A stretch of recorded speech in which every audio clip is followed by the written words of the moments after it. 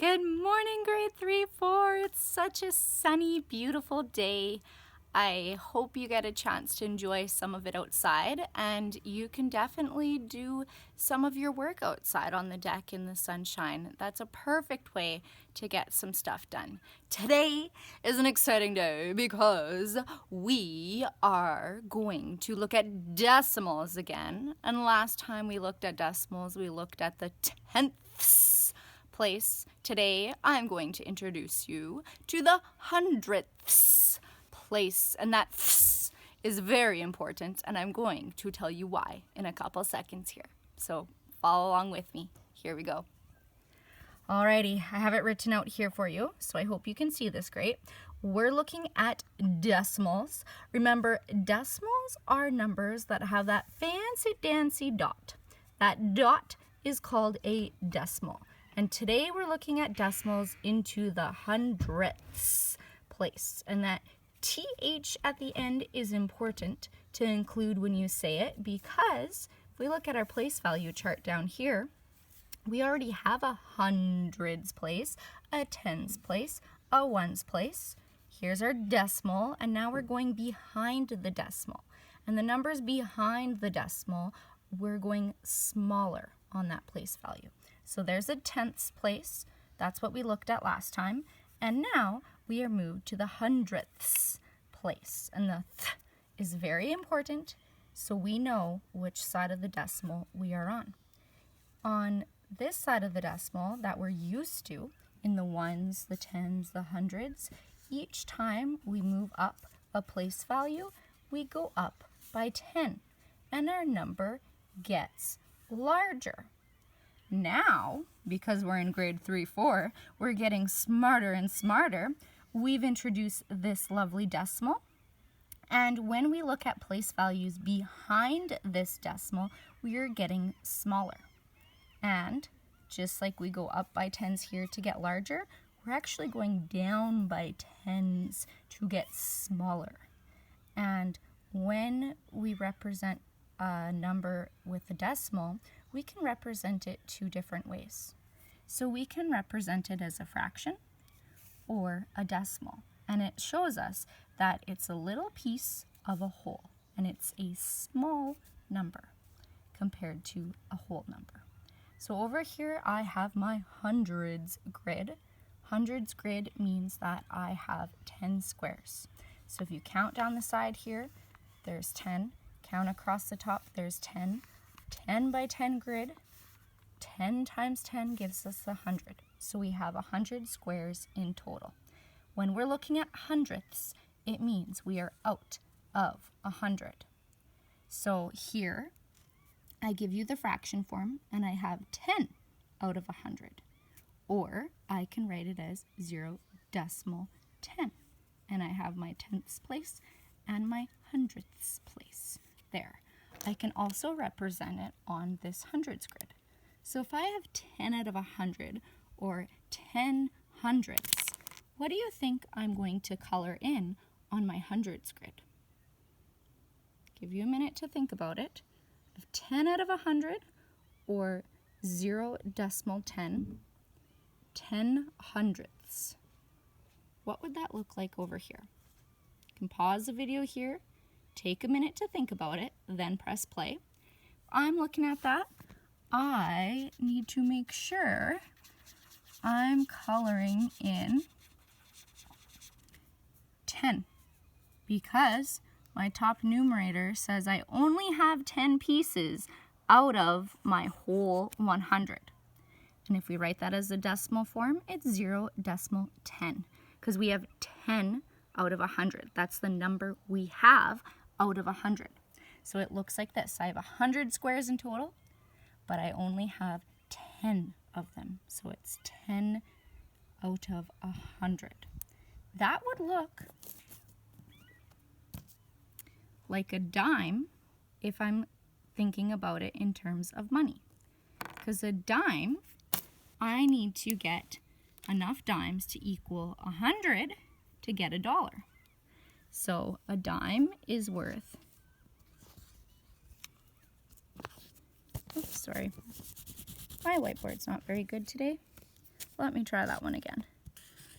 Maybe it's my marker. So a dime here is worth 10 cents. And that means I have 10 out of 100 in order to get to a dollar. Or I would also write it as 0.10.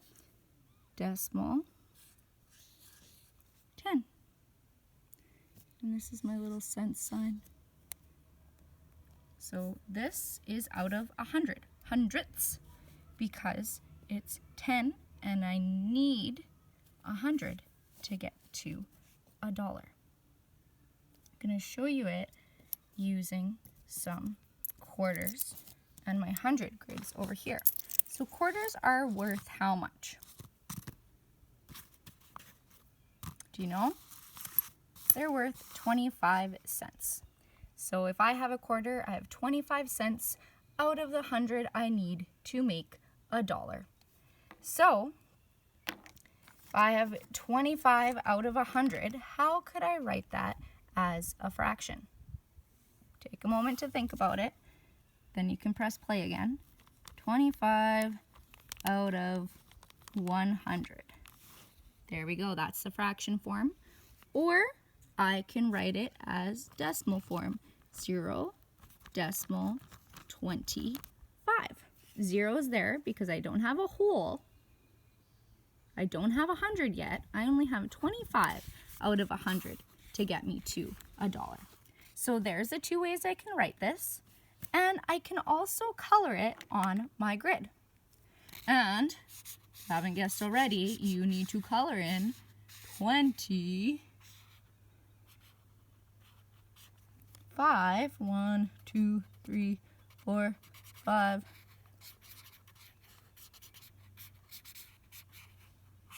25 out of 100. There we go. That's what it looks like colored in. I have 25 out of the whole 100 grid. Now, to this second one, what happens if I pull in another 25 cents? Now, what do I have out of 100? I have 50. So it looks like 50 out of 100, or in decimal form, 0.50. There we go.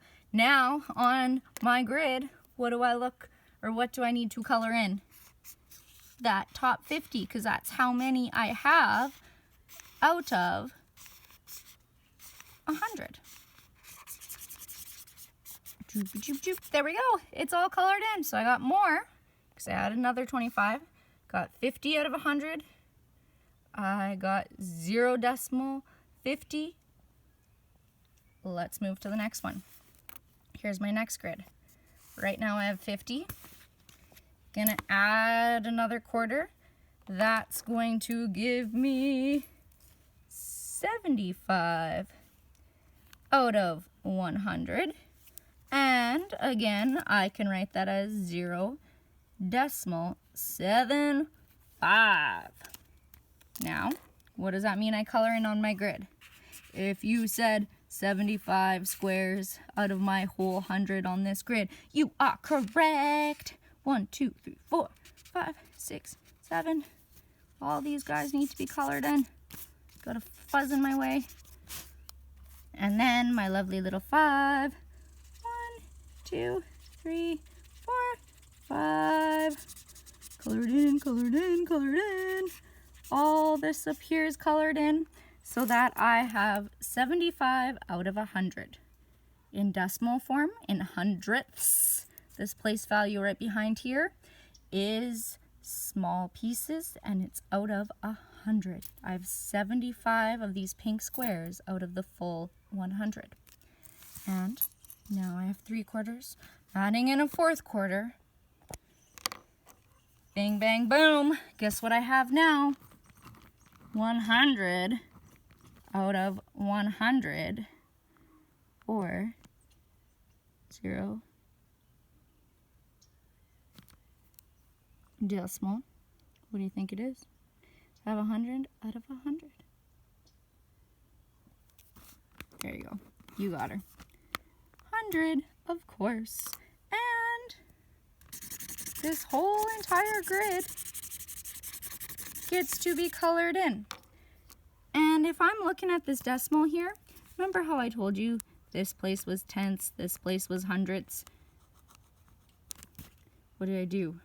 Moved into thousandths. So if I have 100 out of 100, if we look at a fraction, that's a whole. So you know what? It just turns into 1 here because I now have 1. There we are. There's all of our grids together when we're looking at quarters.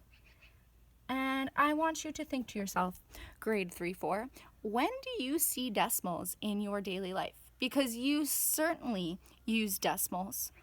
And there's a whole bunch of different ways. So I want you to think of 2 different ways and share them with a family member. I have one way here. I want to show you yet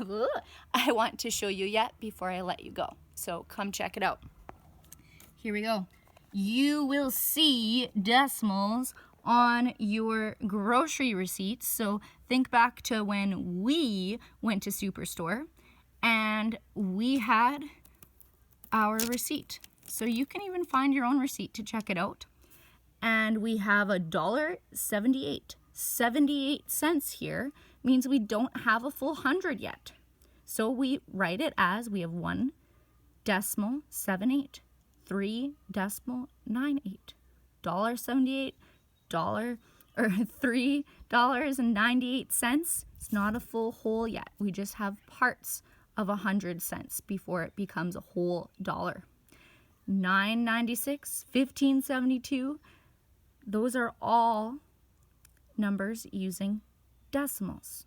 So check out a grocery receipt, look at the decimals there, try some of the sheets I sent your parents, and I think you're ready to rock and roll, grade 3-4. I'll see you later. Bye-bye.